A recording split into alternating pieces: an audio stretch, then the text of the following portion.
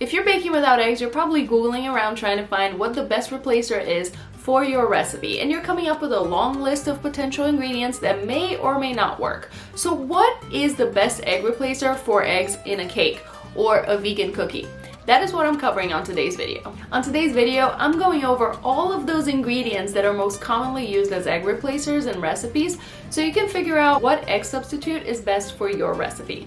And I'm a professional vegan baker, thank you very much, so I know a thing or two when it comes to replacing eggs in a recipe. Let's do this. In last week's video, I explained all of the different purposes that eggs have in a recipe. You might want to watch that video first, a quick one. I'll put the link in the description below. But if you're like, you know what, just tell me what the ingredients are, I don't care why, just explain to me what they do and what's best for my recipe. Fine, here they are. First one is bananas. Now, if you've been here on the channel for a while, you know how I feel about using bananas as an egg replacer. I'm not a fan. Not a fan, but here it goes. Here are the pros. So it's easy to find. I mean, everyone has a banana that they forgot to eat and it's just sitting there on the counter, all spotty and sad, getting worse by the hour. And it's healthy. It's sitting there as a reminder of the healthy choices you did not make. You should have eaten that fruit, but you didn't. It's also, to give it some credit, it's a good binder. So it acts as a good glue to hold the ingredients together. Now for the cons.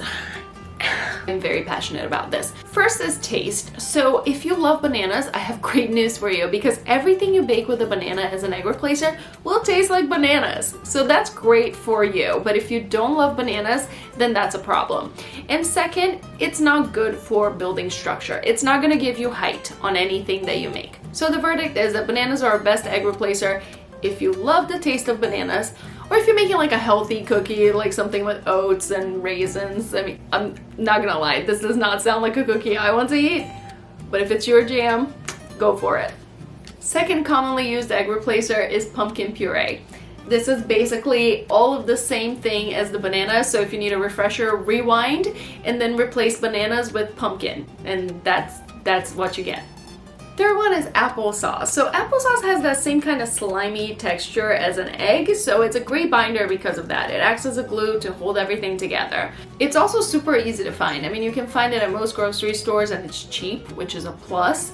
It will add a ton of moisture to whatever recipe you're making, but don't get too excited. It also has a con, which is it also will not give you any height. It will not play a big part in giving you structure in a tall cake. So I would say it's great for making stuff like muffins or denser cakes like zucchini bread, but if you're making a tall cake, applesauce is not your friend.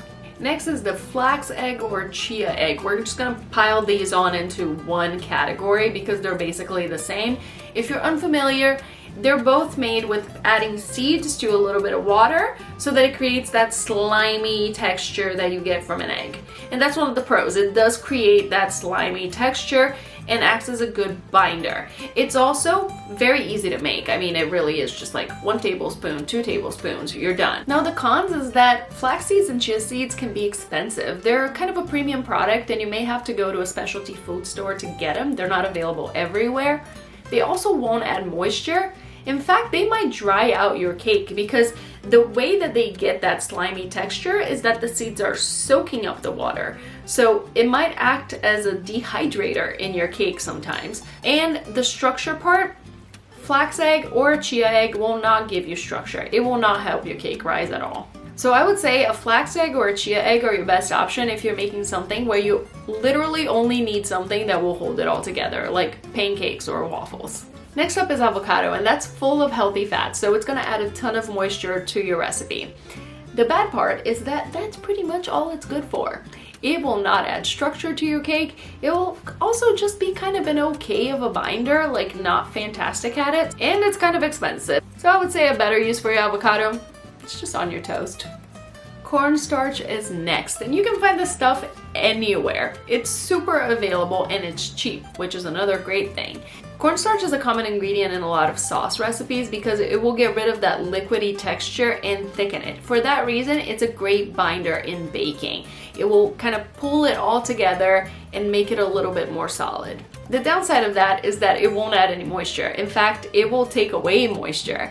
and it will not add to the structure either. So I would say the best use of cornstarch is for pie fillings or custards, things where you need to thicken up liquids and make everything come together. Moving on to vegan yogurt. Regular yogurt has dairy in it, so it's no good for vegan baking, so you're gonna have to go with the vegan version of yogurt. It has that same kind of slimy, weird texture that an egg has, so it acts as a great binder. It makes everything come together. It's also tasteless. If you buy just the regular plain yogurt that doesn't have any strawberry or mango in it, it will just be a neutral addition to your recipe, so it won't affect the taste. As for the cons, vegan yogurt is kind of expensive, and this is where vegan yogurt is different from regular yogurt.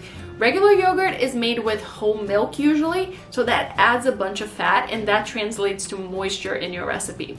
But vegan yogurt is made with a bunch of different stuff that I cannot pronounce, and also it usually has cornstarch in the recipe, which we just covered is great for drying it out, so it's gonna dry out your cake pretty fast. So basically just leave the vegan yogurt to your granola. It will be a nice healthy breakfast, but don't bother with it for baking. And if you're getting impatient and going like, what is going to make my cake rise? Good news, we're getting into those now.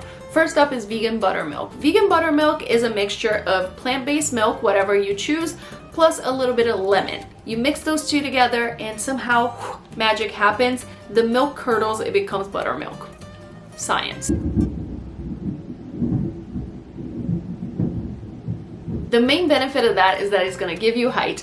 The acidity from the buttermilk will react with baking soda, create bubbles, and give you a tall cake. Also, if you choose something like coconut milk as your plant-based milk that has more fat in it, you're kind of hitting two birds with one stone, which is a terrible expression to use as a vegan. We need to come up with something better. Let me know in the comments if you have a suggestion. But you will just kind of do two purposes at once here because you're going to get the moisture from the coconut milk plus the acidity of the lemon. Two things at once, you get structure and moisture in your cake. Now the bad side to it is that vegan buttermilk is not a binder. It will not make things come together. It also takes a little bit of prep. You need to wait 5 to 10 minutes for that milk to curdle. With that being said, I would say vegan buttermilk is an excellent choice for tall cakes, but you're gonna have to add something else as the binder. And now my personal favorite for making cakes, which is a mixture of baking soda and vinegar. Both of those ingredients are extremely easy to find. You can find them anywhere. And for the vinegar, you can use either the white vinegar or apple cider. Believe it or not, when you mix it in a cake recipe, it does not affect the taste. It disappears completely. And it will create a ton of height because the acidity of the vinegar will react with the baking soda, creating tons of bubbles, and that will really make your cake rise. Now that mixture will not add moisture to your cake. So if you're looking to make a super moist vegan cake, I suggest you check out this video over here. I go into detail on all the things you need to do so your cake comes out super moist, delicious, and no one will know there's no eggs in it. Now this list was pretty comprehensive, but if you have any other egg replacers you'd like me to cover on a future video, please leave them in the comments below. I will see you guys here next week with a new video. Until then, stay curious.